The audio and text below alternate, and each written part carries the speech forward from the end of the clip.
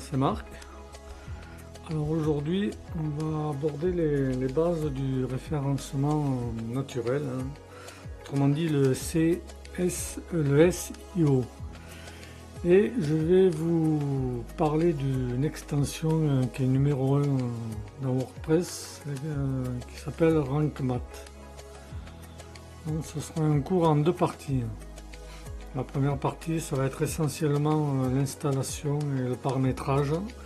Et dans la deuxième, je vous montrerai comment utiliser RankMath pour faire le référencement naturel de vos pages. Donc on va partir dans extension, ajouter une extension. Et on va taper Rank. Oui, il va apparaître en premier. Ici. Dernière mise à jour il y a 2 semaines. Compatible avec la version. Ça peut arriver des fois qu'il y ait des extensions qui ne sont pas compatibles avec la dernière version de WordPress, mais c'est très rare. Pardon. Plus de 3 millions d'installations, 5 étoiles, plus de 7000 avis. Alors, installation, ça devrait aller assez rapidement. Installer, activer. Il est activé. Et il a créé un menu ici. RankMath SEO. Bon, là, le tableau de bord, là, on reviendra plus tard. On va d'abord passer par ici et créer, paramétrer. Je vais vous le traduire en français. Ce sera plus pratique. Donc, le mode avancé est recommandé. Il y a un mode personnalisé, mais il faut la version pro. Facile. Donc, on va laisser ce qui est paramétré, avancé. Démarrer l'assistant. Votre site. Alors là vous avez plusieurs choix. Un personnel, blog communautaire. Qu'est-ce qu'il y a encore? Portefeuille, enfin boutique en ligne. Donc on va prendre pour le cours site web. Après il va vous demander si c'est une organisation. Type d'organisation. Donc vous choisirez ce qui correspond le plus à votre activité. Donc il y a école, qu'est-ce qu'il y a encore? Hôpital, projet, qu'est-ce que je peux remettre? Il n'y a rien qui correspond à ONG, syndicat de travailleurs, campagne non. C'est entreprise locale, non. Alors, cadeau, nettoyage, c'est caserne de pompiers non plus, hôpital, hein, vous avez des menus principaux et puis des sous-menus. Cinéma, qu'est-ce qui va correspondre le mieux? C'est pas une brasserie non plus.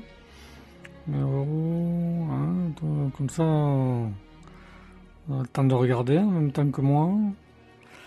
Alors c'est en total direct, hébergement. Je sens que je vais prendre quelque chose, opticien, pharmacie, service.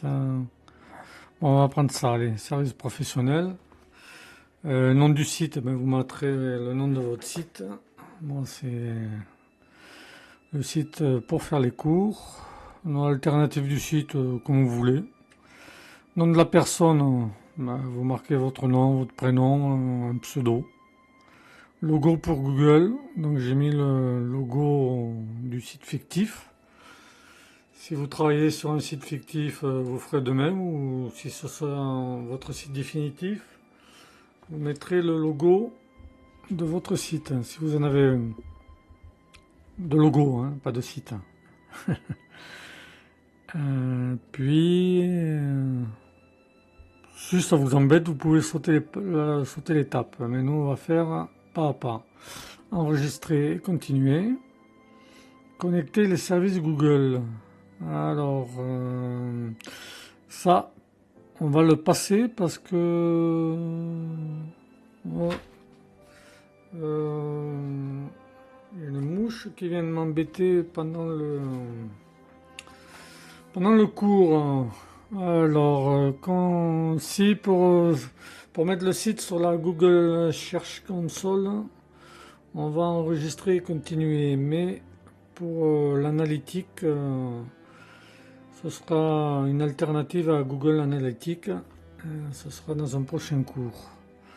Donc on peut enregistrer et continuer. Moi je me suis... Plan de site.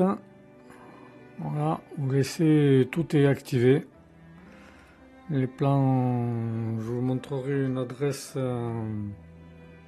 On m'enverra dans les paramétrages pour faire un plan de site.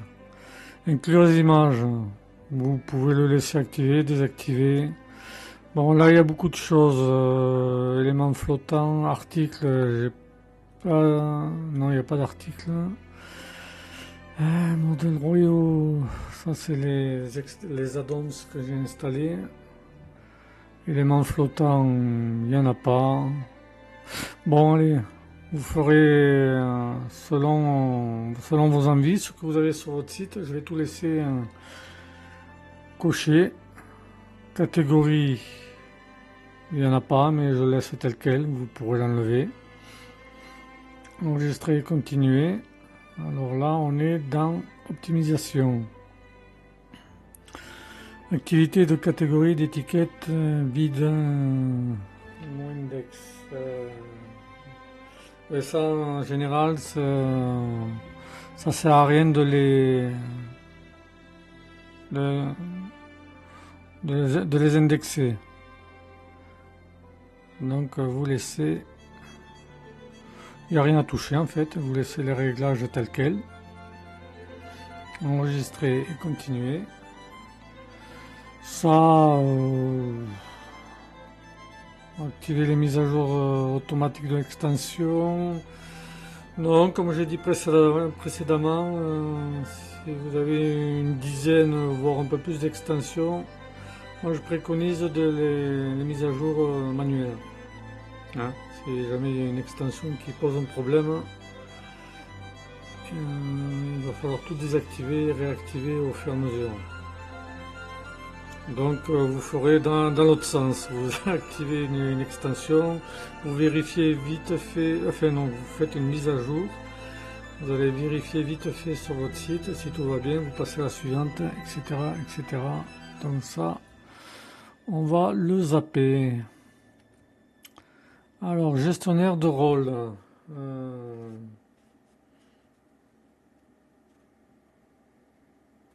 Gestionnaire de rôle. Oui, enfin ça, vous l'activez, comme c'est indiqué, ça permet, si vous êtes plusieurs utilisateurs, voilà, l'administrateur, lui, il a tous les droits, l'éditeur, il y a certains droits pré-réglés, mais vous pouvez les enlever. Bon, moi, comme je suis, enfin, etc., etc., hein, donateur, abonné, l'abonné, il n'a aucun droit. Vous ferez en fonction de si vous êtes un, plusieurs. Donc, pour le cours, c'était juste pour vous montrer, je vais désactiver le gestionnaire de rôle. Enregistrer et continuer.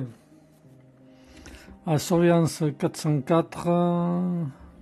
Surveillance 404. Je sais pas. Je pense pas que je vais le garder. Je pense pas. Il va pas. On va pas le garder. Je conseille pas forcément d'activer la surveillance 404 parce que ça va vous donner beaucoup de faux positifs et vous allez recevoir beaucoup de mails à ce sujet. Alors on va le désactiver. C'est pas vraiment utile. Redirection, ça oui par contre. Par contre, vous allez voir que retour en Mac fonctionne sous forme de module. Il est très utile d'activer redirection parce que ça va vous permettre de faire des redirections de pages qui n'existent plus typiquement ou que vous avez modifié. Après, on va enregistrer et continuer. Type de schéma, on va laisser tel quel. Il n'y a rien à toucher. Type de schéma pour post, alors là c'est réglé sur article. Bon, il y a live, court. Normalement vous aurez produit si vous avez un e-commerce. On y revient, là il est parti. Article si c'est un blog, personne. On va laisser pour post, moi je vais marquer aucun. Après c'est selon le type de site que vous allez faire.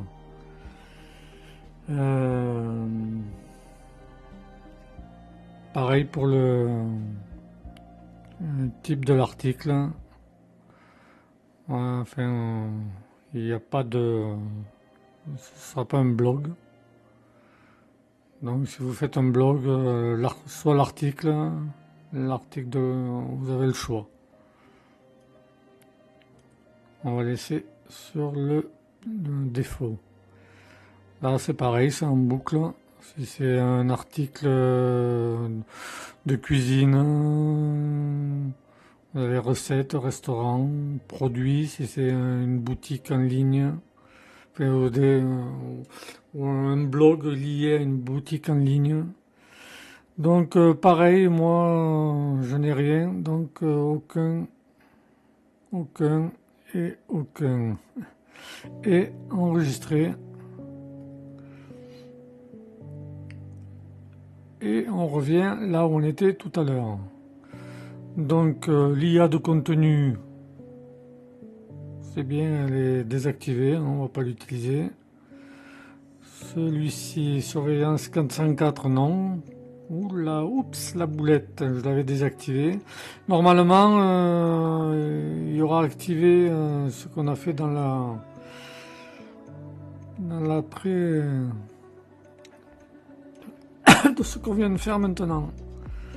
Après, BusyPress, c'est des modules pour faire des forums, des espèces de réseaux sociaux.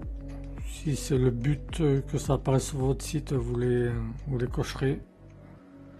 Sinon, c'est au local, voilà, compteur de liens, indexation instantanée, c'est très, très intéressant. Ensuite, vous laissez tel quel. Il n'y a pas besoin de rajouter quoi que ce soit. Si peut-être WooCommerce, si vous faites une boutique, ou sinon c'est suffisant. Et là, on va aller j'ai dit, remonte, dans titre et méta. Alors là, il y a pas mal de choses. Métadonnées globales.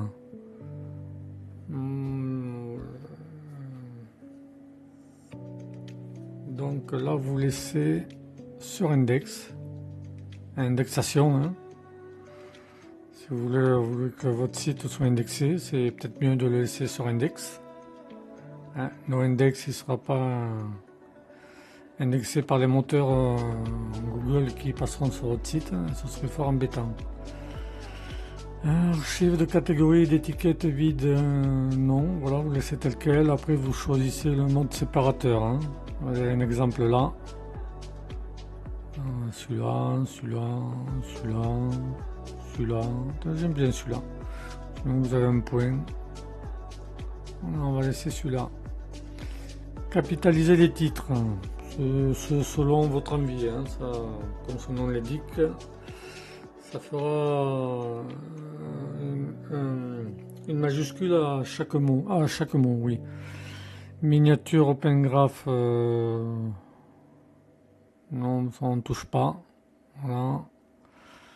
Enregistrer, je crois que j'ai modifié. Si j'ai changé le séparateur. Donc si vous modifiez quelque chose, enregistrez les modifications.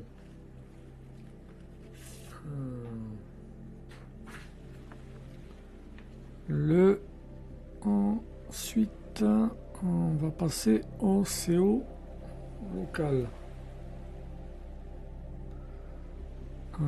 Comme son nom l'indique, hein, le CO local, vous l'aurez compris dans ce tableau, vous avez dans ce tableau de bord, vous avez le module CO qui est activé. Donc on peut rajouter d'autres informations complémentaires. Par exemple, si vous êtes une organisation ou une personne. Moi, je vais mettre personne. Le nom du site, c'est ce qu'on a vu précédemment. Hein. Nom alternatif, nom de la personne, le logo. Voilà, en fait, ça. Après, il y a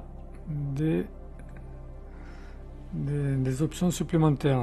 Vous rentrez votre mail, téléphone, ensuite l'adresse, hein. Adresse, localité, région, code postal. La page à propos, il faut la sélectionner. Donc on va faire A majuscule. Comment à propos. Voilà. C'est mieux qu'il y ait la page à propos que la page contact. Page contact, on va sélectionner contact. Ça fait partie des pages essentielles qu'on a créées. Voilà, c'est mieux dans ce sens-là. Et on fait enregistrer les modifications. Et ça, pour le paramétrage, ça va être bon. Métadonnées sociales, vous laissez là vous allez rentrer votre profil Facebook. Facebook, il n'y en a que pour Facebook et Twitter, enfin X. Il n'y a pas trop le choix, vous en avez que deux. Page d'accueil, c'est bon. La page d'accueil a été définie comme une page statique d'accueil. C'est réglé. Auteur-autrice. Archive de l'auteur. Là c'est activé, mais comme moi je le désactive. Voilà. Si on réactive, vous pouvez. Il y a des tas de réglages. Si vous laissez activer, vous laissez les réglages tels qu'ils sont. Ça fera titre de l'auteur, ça fera par exemple marque, voilà. Nom du site, page. Mais j'ai pas envie que mon nom apparaisse là.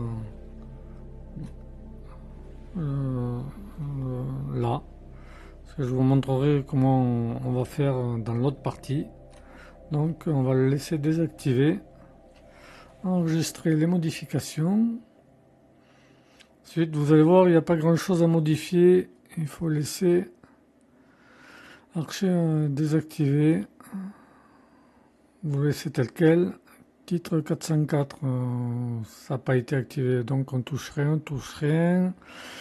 Résultat de recherche en no-index, voilà. Vous laissez quasiment tous les réglages par défaut. Voilà, après c'est le type de publication, les articles. Vous laissez tel quel. On prendra le temps de regarder, mais type de schéma, ouais, éventuellement. Mais enfin, c'est vraiment, si vous faites un blog, s'il n'y a pas d'article, c'est inutile, vous laissez tel quel, aucun. Vous laissez les réglages tels quels. C'est très bien, ça a été fait intelligemment. c'est pour pas que page, là vous touchez rien, pareil, article de blog, enfin c'est des choses qu'on a vues précédemment, hein. C'est un peu fichier joint. On va d'abord désactiver les redirections de pièces jointes. C'est vous qui voyez. Et vous mettre des fichiers joints. Donc ils expliquent la marche à suivre. Moi, je ne vais pas mettre de fichiers joints, donc je modifie rien du tout. Éléments flottants, alors type d'élément flottant unique. Vous avez plusieurs choix. Caractère séparateur. Mais ça on le verra quand on fera la mise en page. Nom du fichier. Voilà. Donc on va enlever, on va laisser ce qu'il y avait. On verra ça dans la seconde partie. Donc vous touchez rien. Vous laissez tel quel. Royal Template c'est la donne, on ne touche rien. Catégorie, j'en ai pas créé. Donc c'est pas des plus importants. Et les étiquettes pareil, c'est un pré-réglage qu'on a déjà vu précédemment. Réglage de plan de site, quitter la page. Allez. Pareil. Il n'y a rien à modifier. Indexation instantanée. Ça c'est très intéressant. Voilà. Dès que vous avez indexation instantanée pour la Google Search console ou Webmaster Tool, hein, c'est pour Bing. Et là, vous rentrez les URL comme c'est indiqué, une par ligne, vous pouvez en rentrer jusqu'à 10 000. Et envoyer les URL et ce sera indexé automatiquement. Vous n'aurez pas besoin d'aller rentrer votre URL sur la Google console. Là c'est pareil, hein, envoi automatique de publication. Si vous avez, là c'est article, mais bon, il n'y en aura pas, donc je laisse que page. Si vous avez des articles, vous le recliquez. Donc comme j'ai fait une petite modification, on va enregistrer les modifications. Historique, ben là vous avez l'historique de ce que là il n'y a rien, hein, parce qu'il n'y a rien qui a été envoyé. Redirection, ben c'est pareil, ça a été déjà vu. Il n'y en a pas, vu que ça n'a pas été activé. Analyseur CIO, pour le moment il n'y a pas grand chose. Oui, il faut créer un compte RankMath. On va le créer vite fait, tiens. On va le créer voilà, avec, vous pouvez le créer avec votre compte Google. J'en avais créé un précédemment. Donc il va l'activer. Et voilà. Donc vous pouvez le créer avec un compte Google ou un compte Facebook ou une adresse mail, c'est au choix. Bon là pour le moment il n'y a rien du tout. Hein. Et ensuite